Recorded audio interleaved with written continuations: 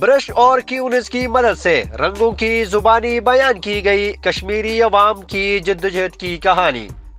یومی یکجہتی کشمیر کی مناسبت سے انفارمیشن سروسز اکیڈمی میں کیا گیا مصوری کے پن پاروں کی نمائش کا اہتمام۔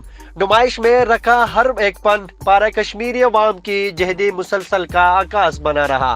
مشال ملک نے خصوصی طور پر شرکت کی اور بتایا کہ کشمیر کا بچہ بچہ قربانی دے رہا ہے۔ احساسات کی زبان بنتی مصوری کی نمائش میں مختلف شعبۂ زندگی سے شخصیات نے شرکت کی اور نمائش کو عمدہ کاوش قرار دے دیا۔ علی مرتضیٰ، اسلام آباد۔